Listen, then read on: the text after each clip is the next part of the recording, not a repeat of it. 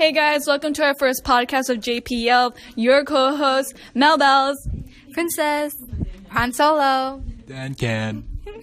And today we will be discussing about the book The Joy Luck Club by Amy Tan. So Pran Solo, what did you think, what was the message of The Joy Luck Club? Well, I felt that the message of the book was the bond between mothers and daughters. Not everyone is able to create a bond with the person who gave birth to them or the person who raised them. It is important to keep everyone you love and the people who care about close to your heart. They are the people who push you to be your best and the ones whose shoulders you can cry on. I think Amy Tan conveyed this message because maybe her parents were immigrants as well, and it could have been that her mother coming to the Americas, she could have died, and this connection with her mother gone, she might have wanted to keep that bond forever, causing her to write this story. So Dan Can, what did you think the main events of the novel was?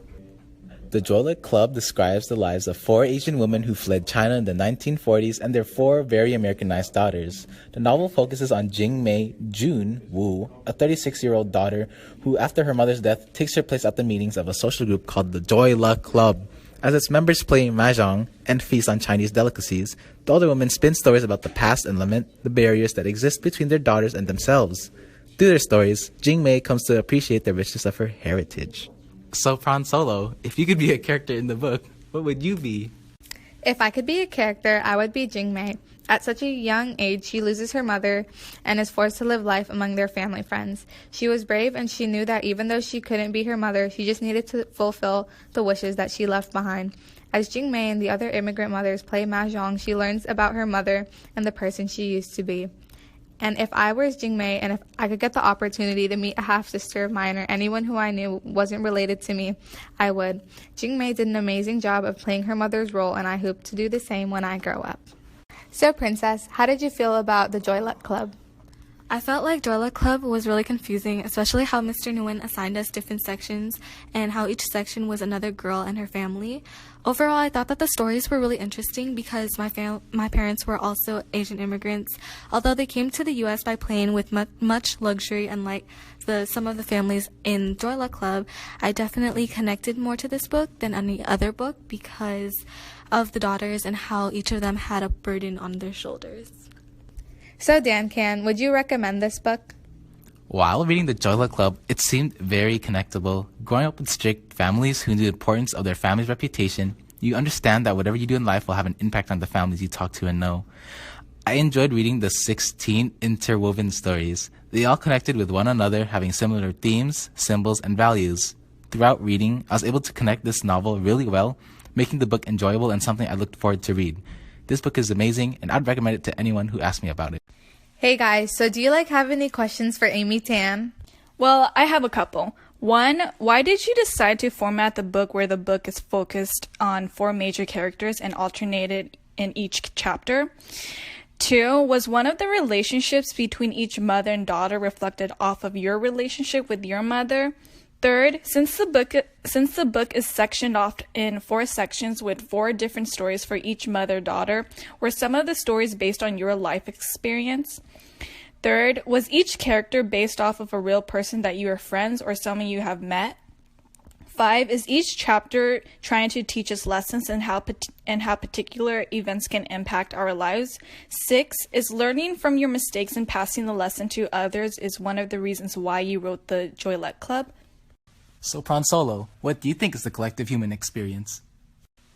Well, not every daughter has a mother, and I feel like the Joy Luck Club really emphasized on the facts of having a mother and not having a mother.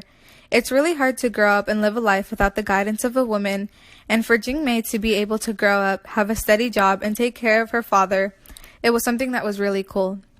She stood up in the family, and she dropped everything to find her half-sister. Even though Jing Mei didn't have a mother, she turned out to be a great person. Life without a mother is hard, but Jing Mei did the best she could without a woman role model in her life. So, Pran Solo, what do you think is a major symbol in the Joy Luck Club? Well, I think a major symbol is the mahjong table and when the women played it.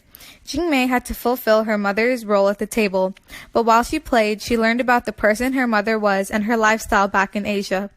This was important because it sparked Jingmei's determination to find her half-sister and become more like her mother and be an important role in her father's life towards the end of his life. So, Melbells, what do you think the sequel of the book is going to be like? I think the sequel for the Joy Luck Club would be Jingmei meeting her sisters and then talking to each other about their mother. Now that Jingmei found her sisters and accomplished her mother's wish, I would assume that the sisters would stay together with Jingmei and they would go back to America to fulfill their mother's wish, for instance, the American dream. Following the lives of Rose Hsu, Waverly Zhang, and Lena St. Clair, I think their life would continue on realizing their mother's strict behavior and the Chinese lessons they tell them. Hey, Pran Solo, did you find any themes in the story? An important theme throughout the book was the challenges of cultural translation. The incomplete cultural understanding of both the daughters and the mothers owed their incomplete knowledge of the language. The barriers that exist between the mothers were often due with their inability to communicate with one another. Although the daughters knew some Chinese words and the mothers spoke some English, communication became a problem. Sometimes they didn't understand what they were saying to each other, and it led to a lot of misunderstandings.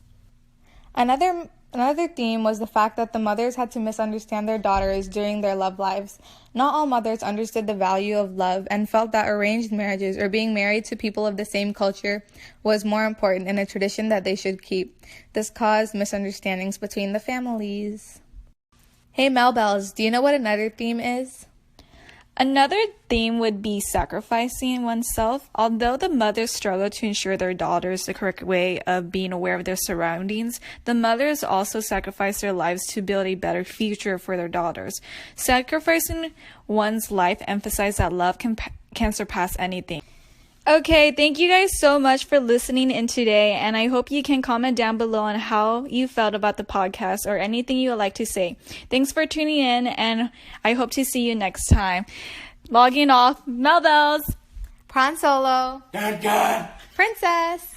We don't like shows, by the way. Bye-bye. Hey, guys.